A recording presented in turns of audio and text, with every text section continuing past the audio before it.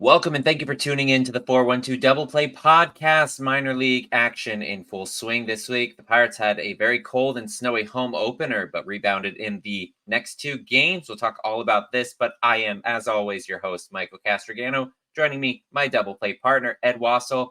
Messy week of games, but the Pirates, how are they looking? What are you thinking about this?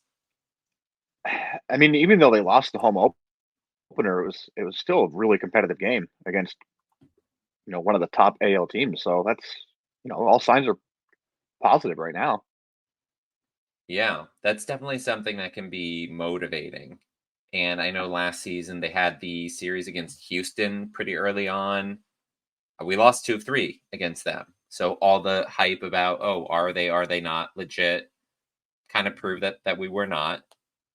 Baltimore, yeah, we hung in on all 3 games, getting 2 walk-offs. We'll obviously talk about those in a second, but as always, we're going to start with roster roundup. Some moves this past week.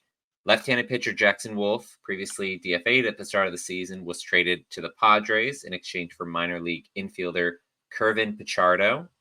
Obviously, Wolf was originally acquired via trade from the Padres. They just regret all their players that they trade to us, always try to get them back. Wolf is just the latest in that group. Pirates also acquired catcher Joey Bart from the Giants for right-handed pitcher Austin Strickland, who was an eighth-round pick by the Pirates in 2023.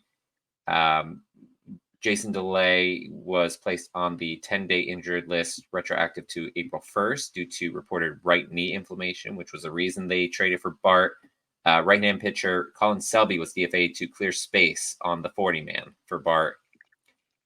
And then Selby was traded to the Royals for left-handed pitcher Connor Oliver, who was a 17th round pick by KC in 2023. So Selby is also no longer in the organization, which I think fans of the club will not be too sad to see him go. He just really struggled every time. I know he was added to the roster ahead of Rule 5 and technically, the 2022-23 offseason, but he just really struggled. Your thoughts on losing Wolf and Selby? I mean, Wolf, we never even really got a shot to look at. Like, what was he here for? Just over half a season, and that was Double A Yes, he ball. was in Double A. His numbers were okay. I think he had like a 4.1 ERA, something like that. I can look up the specifics if you want to go off. Yeah, it's not that important. Selby, another one where his stuff just did not translate to the major league, and that's going to happen. That's really common when you're moving up through systems. You can look really good all the way up, and whatever it is, it just doesn't click once you hit the majors. And you know, I said I wish him the best of luck. Hopefully, they can figure it out, but not too heartbroken about it. Yeah. With Jackson Wolf, 4.25 ERA, 8 games in Altoona last year, 36 innings pitched. So, and he was on the 40 man, was probably going back to Altoona if he stayed with the club, was really far down the depth chart. The team's shown comfortability with potentially losing some of these guys. And I mean, that's happened now, losing Wolf, losing Selby. Selby's not starting pitcher, but somebody who could have a role. And then acquiring Pichardo, Oliver, they're really far off. I think Pichardo maybe got to Double A last year or High A. I'm not sure on that. But Joey Bart, somebody who the Pirates were reportedly connected to this past offseason as a catching tandem with Henry Davis, or potentially to replace him. Now it does look like he's there. Really highly touted prospect, maybe got rushed a little bit to San Francisco through their system. He was supposed to be the heir apparent to Buster Posey. With the COVID shortened year, they called him up. They kind of put him in a position that he maybe wasn't ready for. What are your thoughts on bringing over Bart? I mean, if you look at our catching depth, you mentioned DeLay being hurt, Grandal's hurt, so options were limited, and I think Bart is an excellent player to bring in to kind of fill that role for the time being. And we saw was his first at bat as a Pirate he hit a home run? His first at bat, he hits a home run. Yeah. Second at bat, he hit a double, almost the exact same spot. Like scorched it over 100 for each of them. And he has family connections to the Pittsburgh area. So he has a little bit of ties there. I mean, he was second overall in the 2018 draft. Yeah, he won a ton of awards too. Whatever his last, I don't know if he was a senior when he left college or if he left early, but I know he had a ton of awards he won that final year. So Yeah, and he was doing good in the minors, but just could not get things to click. Obviously, the Giants have Patrick Bailey, so they've got their starting catcher that they're happy with. I think we're pretty happy with him so far. We'll talk about that in the weekly recap. Starting off wet series in DC on Monday, Marco Gonzalez pitched 5 strong, 4 hits, 1 run, 2 walks, 2 strikeouts. Kind of what we're seeing from him. Rowe came on. He had a clean 6th inning, but gave up a 2-run shot that tied the game in the 7th inning. Team came back with some small ball, bunt and single by Michael Taylor, a sac bunt by Alika Williams, RBI double by Connor Joe, gave the team a lead they wouldn't relinquish. Taylor, 3 for 4. He was previously with DC during their World Series run.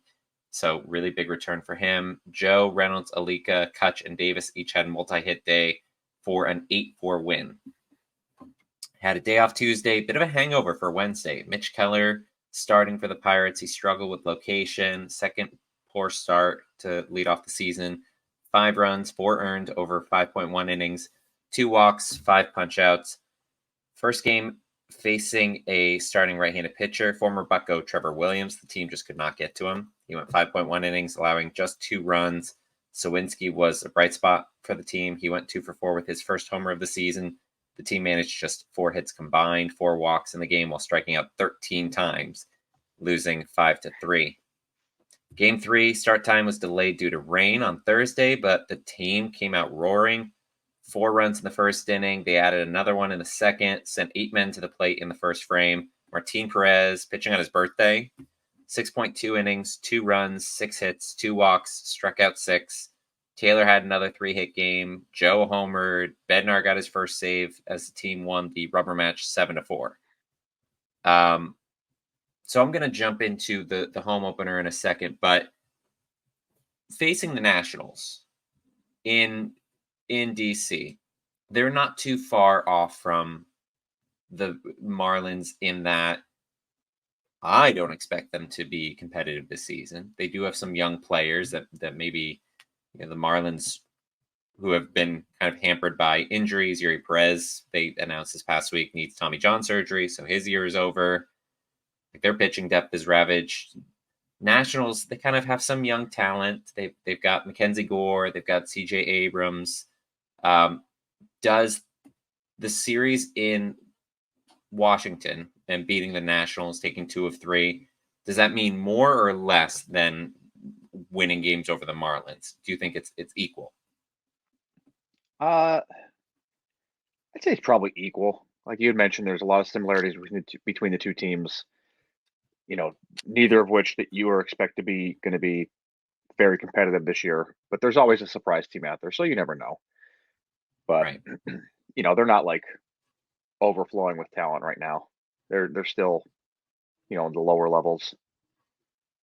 Definitely, they don't have a lot of pitching. Their offense, I mean, Joey Gallo, I think he had a home run in the game on Wednesday. But just not a great team. That's kind of a series that, as we said last week, you expect to win if you're going to be competitive. But coming home, facing Baltimore, who won 101 games last year and got arguably better this offseason. Home opener on Friday, and dang, the weather. I was there. It was a mix of snow and hail through most of the game. We had 2 young aces facing off. Grayson Rodriguez for the O's, Jared Jones for the Bucks. Jones had a really strong start. 6 frames, 6 hits, 2 runs, 7 strikeouts, no walks. Walks were a big issue for him in the minors, big concern as to whether or not he'd be a viable starting pitcher. He had 1 walk last game, 0 walks this time. Amazing. He's second in baseball coming into today in strikeouts. So behind just Spencer Strider, who is not going to probably pitch again this season because he's also going to end up having Tommy John, most likely. Offense, unfortunately, didn't show up for him. Bullpen allowed a few more runs after Jones left. We dropped the opener 5-2. Wild one on Saturday, as of all people, Bailey Falter had a no-hitter going into the 6th inning, only broken up by a pop-up that dropped between Alika Williams and Jack Sawinski in the outfield. Joey Bart, as we mentioned, made his first appearance, slugged a home run in his first at-bat, nearly got another in his second, settling for a double. Bullpen had some struggles. 3-0 lead in the 7th when Ryder Ryan took over. He got a couple hits against them, allowed 2 runs. Aroldis Chapman, he had a shaky but scoreless 8th inning. And then Bednar, he got hit a bit. He allowed the tying run to score, had a wild pitch at one point. In extras, teams traded runs in the 10th with Luis Ortiz on the mound for the Pirates. Managed to hold the Orioles scoreless in the 11th. O'Neill Cruz walked it off with an RBI single to right to win 5-4. This came like 2 pitches after Key Brian Hayes almost did the same with a line drive to center. But the Orioles had really good defense, at least in the outfield. Today was not a great defensive game, but it was strong pitching out effort from both sides. Starter Dean Kremer, 7 innings, 5 hits, 6 strikeouts, no walks, single unearned run. Marco Gonzalez, 6 innings, 5 hits, 2 runs, 4 strikeouts. Each team committed 2 errors, the most costly being by Gunnar Henderson, with the bases loaded, 1 out ground ball to him. He tags second, and an errant throw to first, ends up scoring the tying and go-ahead run as the Pirates walked it off in a 3-2 victory, clinching their 3rd straight series win to open the season. Ed, the Orioles' mistakes were their downfall today, but the Pirates have made a lot of really uncharacteristic errors in the field. Key Brian Hayes has 3 already. Jared Triolo has a pair. I mean, it's O'Neill Cruz, you're going to expect it, but it's just becoming really chaotic, honestly. Do you think that the errors are something that they need to be concerned about at this point? I mean, you always have to be concerned about errors, but you're talking 2 of the guys you mentioned are, well, one is a Gold Glove winner, and the other one's, in my opinion, Gold Glove caliber. So, you're going to have stretches during seasons where you're going to commit a few errors. I don't want to say it's never a good time to do it, but I guess early on when you're able to win those games is going to be the ideal time to do it. So, I think it'll get cleaned up. Weather hasn't been great for some of the games. So, Yeah, not overly concerned. definitely something to keep in mind. Pirates starting rotation, our friend Christian Wolf, who we had on the show ahead of the home opener last week. I mean, it was just like a quick hit episode, talk about prospects and excitement over the home opener. Definitely check that out if you haven't already. Posted this tweet. Pirates starting rotation against the Orioles totaled 18 innings, 13 hits, 4 earned runs, 1 walk, 13 strikeouts, which is an even 2 ERA, 2.00 ERA against one of the best lineups in baseball. And that's not a joke. You look at this kind of the team that they have. Adley Rushman, Gunnar Henderson, Cedric Mullins. I mean, like this is a really legit offense. Where else am I looking? Ryan Mountcastle, Santander, Westberg, Hayes, Mateo. Because there were some weather issues, game 1, I don't want to say throw it out, but that was a pretty rough one. But the Pirates went toe-to-toe with the Orioles, who are, I think, still expected to win the AL East, at least being competitive with the Yankees. Yankees don't really have the pitching for it. They're probably going to win the AL East, which is arguably the best division in baseball. And the at some Pirates point, Jackson Holliday is going to get called up too, so they're only going to get better. So we avoided that barrel. But the fact that we went toe-to-toe and took 2 of 3 from the Orioles, which I underestimated their pitching because their pitching is like legit good. And we missed their ace. And we missed who? Their ace in Burns. Well, O'Neal Cruz has actually crushed Burns in their few matchups, but yeah, no. Rodriguez, really good. Tyler Wells yesterday and Dean Kremer today. Just team couldn't get anything going. There were a couple hard hit balls against Kremer today, and against the other two, but they've got really good defense, and that defense is something that I think our team needs to get back to, and hopefully we'll be able to. Um, so hopefully that's going to happen. But looking down on the farm, as I mentioned, we did have the minor leagues starting. Everybody's in play right now. Indianapolis, they had a full week of games. Indianapolis hosted the Memphis Redbirds this week. They took 4 of 6 from the Cards AAA squad. Paul Skeens, big story, was able to watch him. He was pitching on Friday night. 3 innings, 1 hit, 1 walk, 6 strikeouts, regularly hitting 100, 101. I think he had 8 of his pitches that were over 100. I'm not sure because he was mixing in like the slider and I think a curve. Like I he's mean, trying to. It was the first. he gave up a hit. I think it's time to send him down. It's Yeah, he's got to unacceptable. go back to Double A. How dare you? And a walk. And it was borderline too. It was a full count walk. So, um, the guy fouled off a couple before that. He looks really good. It's exciting. Moving down to Altoona, they were at the Akron Rubber Ducks. Lost 2 of 3. Today's game, Anthony Salamito, he went 4 innings, 1 hit, 3 walks, which is a bit surprising. Didn't get to watch the game, so I don't know what was going on there. 2 strikeouts, but 4 scoreless innings. Bubba Chandler pitched for the Curve on Friday.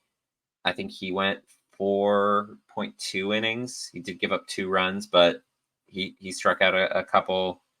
Um, there's some fun pitching going on there. Steve and I are going to the game on Saturday. I believe Salamito is going to be in line to pitch that game. I hope he is. Really excited to see him pitch for that one. Heading down to Greensboro, hosting the Greenville Drive. Lonnie White, one of my upstart picks, guys. I'm excited to have a good season. Hit 2 home runs. His only 2 hits in the weekend series. Jack Brannigan posted a 444, 643, 778 triple slash on the weekend. The team won 2 of 3 against Greenville. And finally, Bradenton hosting the Clearwater Threshers. They lost 2 of 3. But the starting pitcher on Friday, Carlson Reed, he was third or fourth round pick out of West Virginia University in the 2023 draft. 4 innings pitched, 2 hits, 2 walks, and 6 strikeouts. He's somebody who I think we should probably be keeping an eye on because he seems like he's got really good stuff. Metrics out of college, I believe, were very highly touted. For everyone except the Indians, we're looking at just 3 games played so far, but anything that jumps out to you? No, not really. I mean, everything you mentioned is pretty much what we expected. Skeens being dominant. Chandler and Salamito pitching well, regardless of a couple walks you're not used to seeing.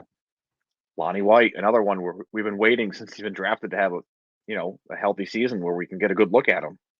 And now he's Yep. showing the athleticism that we all anticipated him having. So no, it's exciting, from the bottom all the way up to the top here. So There's a lot of fun prospects. And there are some guys who are obviously struggling, one of which is going to be our special for this week. And we're not going to go too long on it. I'm going to basically give my pitch, and then I want to hear your thoughts, Ed, and the listeners' thoughts on this. My special this week: what to do with Cutch. Andrew McCutchen is a bit of a legend for the Pirates. He was the face of the franchise for the playoff run 10 years ago, is top 10 for a number of Pirates career records, and was even productive last season with the bat to the tune of a 115 WRC+. In that time, though, he was used almost exclusively as a DH, and despite his elite ability to get on base, his 378 clip would have ranked 12th in MLB if he had qualified. That production only goes so far. This season, there's been a noticeable decline. As of this recording, Cutch is batting 150 and struck out 44% of his plate appearances. He wasn't even in the last 2 games of the Orioles series. Cutch arrived at camp building back up from a partial Achilles tear suffered last season, needed time off due to illness, the Florida flu that was going around, as well as the birth of his fourth child, both of which are understandable, but it certainly set him back. You can tell that he isn't catching up to the high heat, something he used to crush in his heyday. Additionally, his timing isn't there on the breaking pitches. He's not able to recognize it. He's whiffing way more than he used to, or more than anyone would expect him to, even entering his age 37 season. Whether it is the inconsistent playing time in spring training or father time finally catching up to 22, the game is starting to pass him by. As hard as it may be to admit, Cutch re signed on a team friendly deal, said he wanted to play some outfield, though fans all acknowledge that seems worse than a long shot, and that he also wants to play 2 more seasons. Sitting on 299 career home runs, Cutch still has some milestones that fans would love to see him reach, but he better reach them sooner than later because this team is hunting wins, and Cutch might not be part of that hunt for much longer. Ed, your thoughts on Cutch early season struggles? He is notably a slow starter, but this isn't just slow. Well, I was going to mention about him being a slow starter. The Achilles injury to me is big. I mean, you might not think it has much to do with batting, but that's where a lot of your explosiveness comes from, your timing. As you mentioned, you missed a lot of reps in spring training. It's only the third series of the season. The weather's going to get warmer. It's going to be a lot easier on his aging body. We'd say 37. It's getting up there for baseball years. But Sure. I'm not concerned. It's Do just you think? Oh, go ahead. no. I was just gonna say it's he's going to get his timing back. I feel like relatively soon. It's just he'll be there. Do you think that there's any concern with the coaching staff? Because bases loaded, no outs, last night's game, I think it was go ahead run on third base. Rowdy Tellez was up.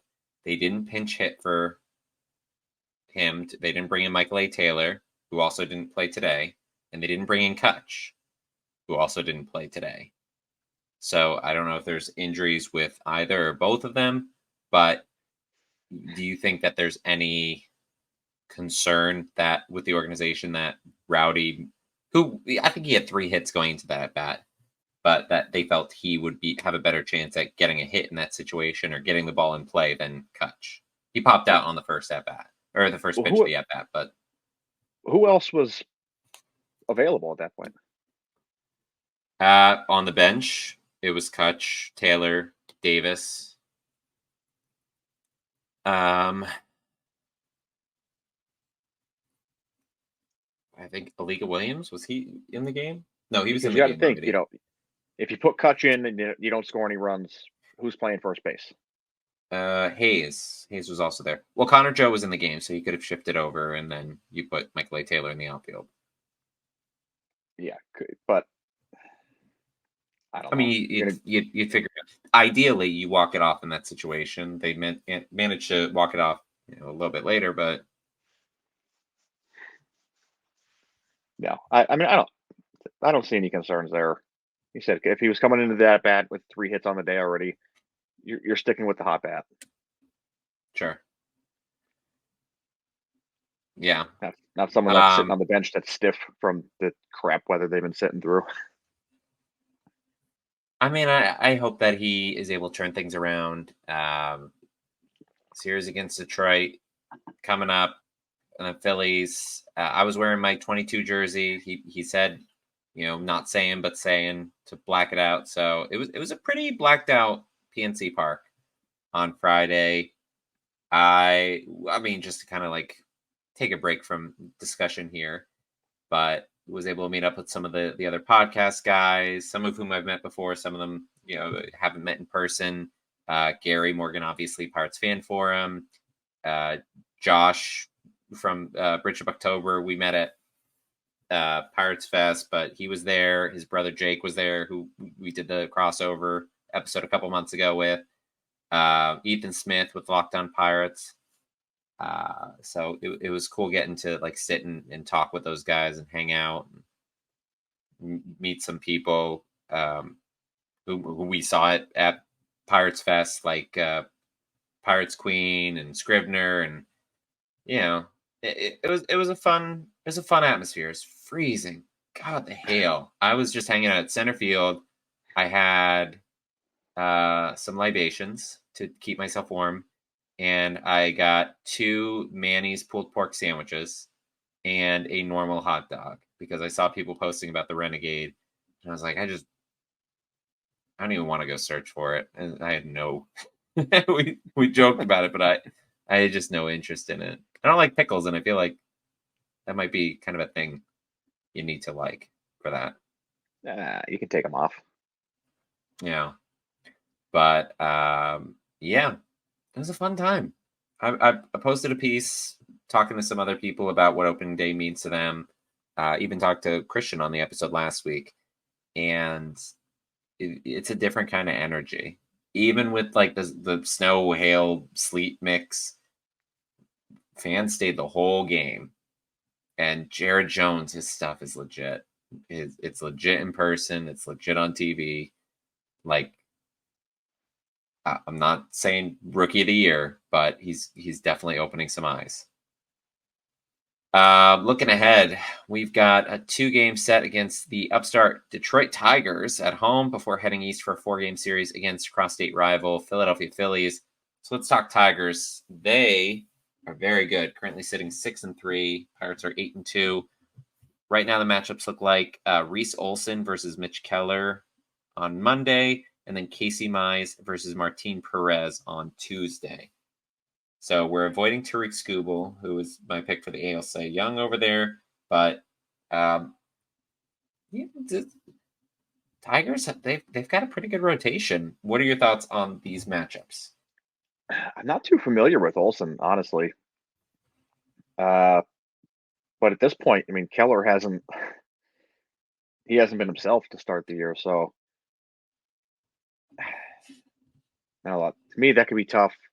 And Mize, I feel, is a good pitcher, so I mean, I think we're probably going to split the series. I just don't know which game will end up being the win. You mentioned that Detroit's off to a pretty hot start right now too. So Yeah, that is definitely true. So looking at Reese Olson, he's 24. So he's still pretty green. Pitched in 21 games last year, 18 starts, had a 5-7 record, 3.99 ERA, and 103.2 innings, about a K per inning. I mean, he might be tough. It's definitely going to be a tough matchup for Keller. Mize, formerly highly touted prospect, I feel like he's never really lived up to that hype. But I mean, 2021, he had a pretty good season.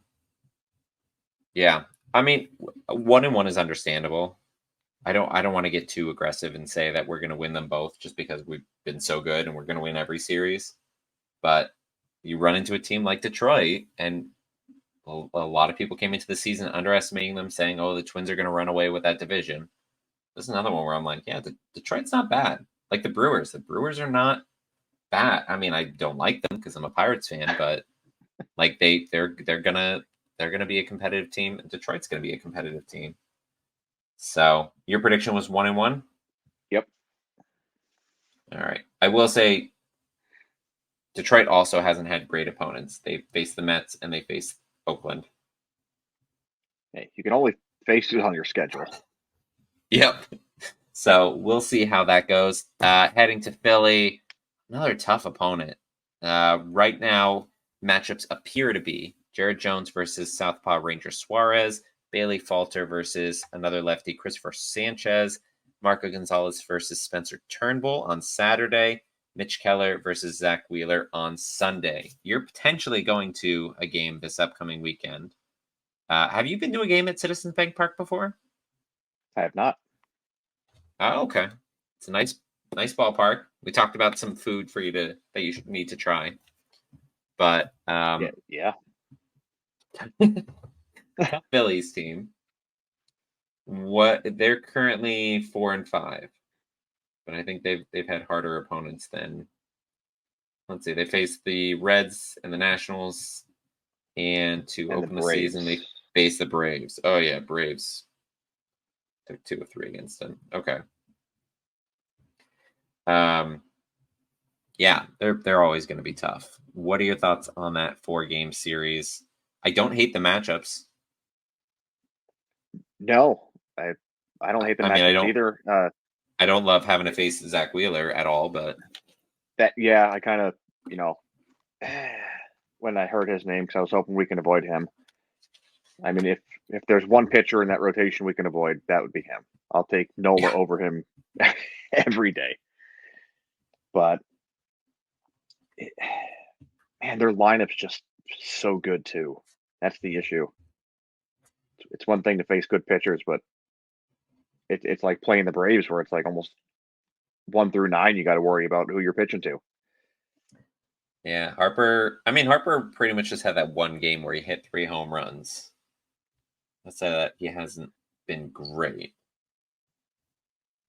but yeah, overall, they definitely have some talent in that lineup.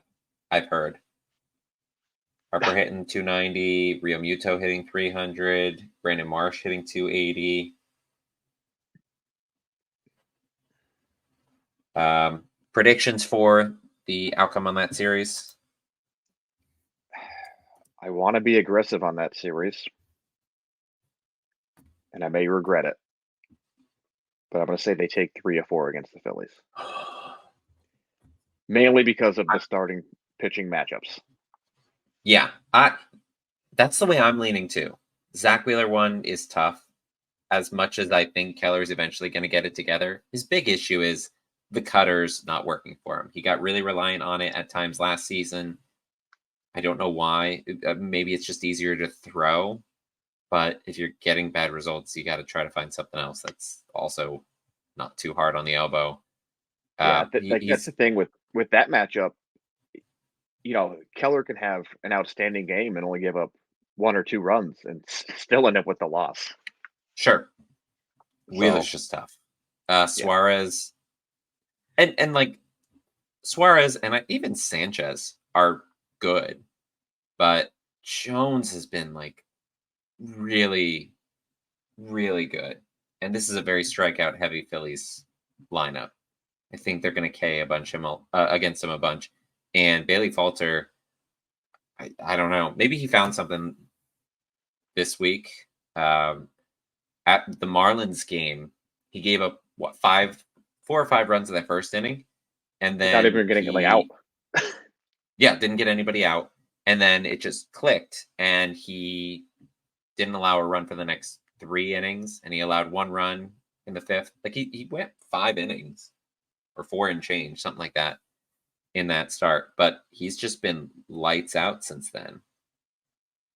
And I'm not saying that's sustainable, but he did it against the Orioles, who are very good. Maybe he can do it against another team in that like Maryland, DC, Philly area. Let's hope so. I like the 3-1 pick. I think that's aggressive, and maybe the team does it. I don't know. Anything that you saw this past week that surprised you for better or worse with the team? I really did not like that we got beat by Trevor Williams, and that's for personal reasons. That actually did kind of surprise me because Pirates usually fare really well against former pitchers for whatever Yeah, reason. I mean, maybe half the guys on the team weren't around when certain pitchers you face them again, and it just I don't know, something clicks. yeah. So We. that was a I little mean, surprising. I don't know if we like when the last time we faced Garrett Cole, but Jamison Tyon. I know when I he think the faced him last when he time they they came. faced, I thought when they faced Cole, they lit him up. Maybe Tyon. I know we did in 2022, and he was injured pretty much all last year, but Didn't um, they beat up Musgrove too the last time they faced him? might have. Yeah, yeah. It does happen. Definitely does happen. So yeah, Tigers and Phillies. These are some good matchups with teams who are expecting to be in the playoff hunts. It's definitely, I'm not saying a make or break, but it's going to be a slate of games that fans are definitely going to want to keep an eye on. Really hoping that Cutch rebounds soon. You'd love to see him get 300 at home. We got a bit of a road trip after the Philly series. We got 3 games in New York against the Mets. So hopefully he's in one of these next 2 games, manages to sling one over the fence. Be really nice to see for hometown fans. I hope it But, happens Saturday if I go to the game. well, maybe. He did play in Philadelphia for a couple years too. Yeah, I think he'll probably get a warm welcome there. Maybe. They love his Uncle Larry. But well, that wraps it up for all of us here at the 412 Double Play podcast. You can follow me on X at 412 Double Play. I'm posting the pitcher previews and just general comments. I think that's what X is all about anyway. Follow Ed at ed_Wasso. Continue listening to the show on Spotify, YouTube, Apple Podcasts, all of those different streaming outlets. Subscribe so you get notified when we drop our new episodes. Check out articles at steelcity.com. Links in the description. A bunch of us are working on series previews ahead of these different matchups to kind of give you an idea of things to watch for guys who are hot, guys who are not. Wish I didn't say it like that. Players that are performing well or not performing well at the current state. As always, thank you for checking out the show. From all of us here at the 412 Double Play podcast, thank you for joining us this week, and let's go Bucks. Let's go Bucks. Lady Jolly Roger, dude. Thanks.